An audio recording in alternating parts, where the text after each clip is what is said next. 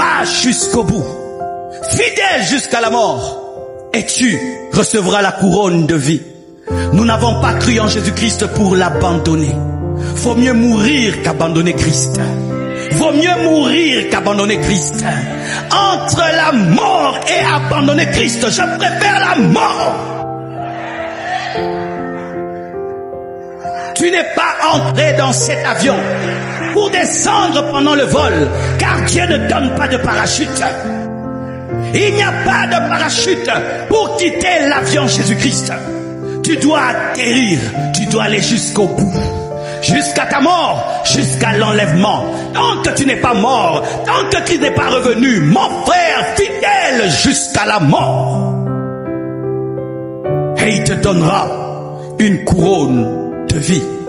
Tu marcheras sur l'or et sur le diamant dans la nouvelle Jérusalem céleste. Une ville pavée d'or, il n'y aura point de soleil, lui-même sera la lumière, il n'y aura pas de climatisation, sa présence sera la climatisation, il n'y aura pas de deuil, il n'y aura pas de diable pour nous tenter, il n'y aura pas de division. Alléluia. Si tu vas dans la nouvelle Jérusalem céleste, cherche-moi, je serai à l'avenue de la sanctification, numéro 47, en face de la villa d'Abraham. Et si tu ne me trouves pas, je suis quelque part en train de jouer au golf avec Michael. Oh, vous n'avez pas de tels rêves. J'ai de tels rêves. J'ai de tels rêves. J'ai de tels rêves. À quoi bon tout ceci, mes frères, si nous mourons et il n'y a rien de l'autre côté? Et il n'y a rien de l'autre côté. Il nous a dit qu'il y a des places. Il y a des places. Je m'en vais vous préparer des places. Et bientôt il revient parce qu'il est en train de construire. Et tu sais, il construit comment? Chaque bonne œuvre faite sur cette terre se transforme en brique céleste. Oui, chaque bonne œuvre sur cette terre se transforme en brique céleste. C'est pourquoi maximiser l'évangélisation, les offrandes, les dîmes, les aumônes. Faites du bien, car tu peux être sauvé, mais tu n'as aucune maison, aucune récompense, parce que tu t'es converti, mais tu n'as rien fait pour Dieu. Lorsque tu iras de l'autre côté, veille à ce qu'il y ait un transfert de ce que tu as sur cette terre au ciel. Les hommes les plus grands de l'autre côté seront les gagneurs d'âmes. Les gagneurs d'âmes auront des quartiers, auront des gratte-ciel. Les martyrs auront des gratte-ciel. Tous ceux qui mourront pour leur foi, tous ceux qui accepteront la persécution et qui iront jusqu'au bout, auront la couronne de vie. Je ne sais pas combien d'années tu as dans la vie chrétienne ou dans le ministère. Je ne sais pas où tu en es, si tu es fort ou tu es faible. Mais il te dit ce matin, persévère jusqu'à la mort et il te donnera la couronne de vie. J'aimerais un peu parler aux gens qui aiment changer les autres. Est-ce que toi-même tu es changé? Tu reproches aux autres des choses que tu fais toi-même. Tu reproches aux autres des choses qu'ils font publiquement, alors que toi en secret tu les commets. Hypocrisie. Hypocrisie, hypocrisie. Arrête de chercher mon repère, cherche le tien. Arrête de me pousser à prier, est-ce que toi-même tu pries? Arrête de me pousser à aimer Dieu, est-ce que toi-même tu l'aimes? Arrête de me pousser à me sanctifier, est-ce que toi-même tu te sanctifies? Arrête de me pousser à faire des choses que toi-même ne fais pas. Quand tu changeras, ton mari changera. Oh démon, Satan, continue à appeler ton mari Satan, il va devenir davantage Satan.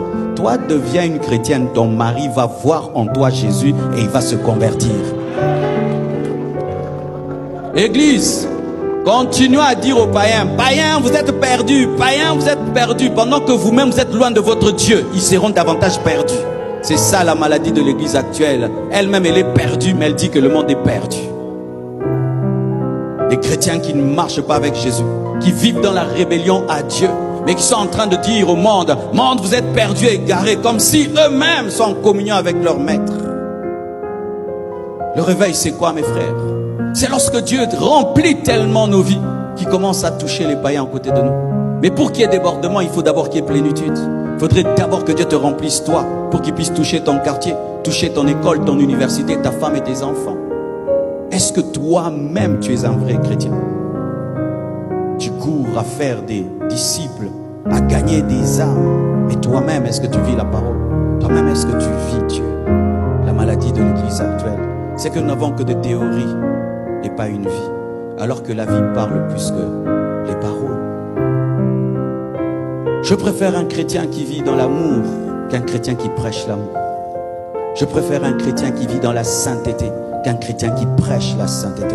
Je préfère un chrétien qui prie qu'un chrétien qui enseigne sur la prière. Je préfère un chrétien qui pardonne qu'un chrétien qui enseigne le pardon. Je préfère un chrétien humble qu'un chrétien qui enseigne l'humilité. Et ça, c'est encore un homme de Dieu qui m'avait appris ça. L'épargne, il avait appelé ça, c'est un coussin sur lequel tu peux tomber lorsqu'il y a un malheur. Économiser, économiser, épargner. Aie toujours un peu d'argent quelque part. Aie toujours un peu d'argent quelque part. Aie toujours un peu d'argent quelque part. Parce que c'est un coussin qui peut te permettre de saisir une opportunité en or. Tu achèteras quelque chose qui coûte $100,000 à $20,000 si tu as le cash. Tu saisiras des opportunités. Un homme qui garde l'argent attend une opportunité à saisir. Arrête de vivre au-delà de tes moyens. Arrête de vivre au-delà de tes moyens. Vaut mieux que tu paraisses pauvre, mais tu es riche. Vaut mieux qu'on se moque de toi, mais dedans tu pèses. Combien tu as mis de côté? Combien tu as investi? Et une question que je vais te poser. Tu gagnes combien par mois? Certains, vous connaissez clairement votre salaire parce que tu as un salaire fixe. Mais d'autres, vous êtes des hommes d'affaires. D'autres, vous avez des grâces. Les gens vous donnent. Les gens, tu fais beaucoup de choses au même moment. Tu dois écrire tout ce que tu gagnes par mois. Et après avoir écrit, tu dois écrire où va cet argent. Après, tu dois écrire qu'est-ce que tu gardes. Après, tu dois écrire tu as investi dans quoi. Et puis, tu dois écrire l'investissement t'a rapporté quoi. On vole difficilement celui qui maîtrise son argent. Celui qui ne sait pas comment il a, on te volera toute ta vie et tu ne sauras pas. C'est comme ça que devenir chrétien dans ce pays fait des gens des pauvres. C'est pourquoi dans ce pays, il y a beaucoup de chrétiens, mais le pays ne se développe pas parce que les enseignements ne sont pas équilibrés. Nous engendrons que des saints qui iront au ciel, mais pas des hommes qui peuvent dominer sur la terre. C'est pourquoi le pays est dans cet état. Imaginez que toutes les églises se remplissent ce dimanche, nous sortons, mais le pays ne change pas. Parce que la manière d'enseigner n'engendre pas des personnes qui peuvent diriger, gérer, contrôler, influencer. Si tu investis quelque part, tu dois avoir le temps d'y être, de contrôler, de gérer, de surveiller. Ne commence jamais une entreprise que tu ne sauras pas gérer. Tu l'as commencé pour celui qui gère pour toi.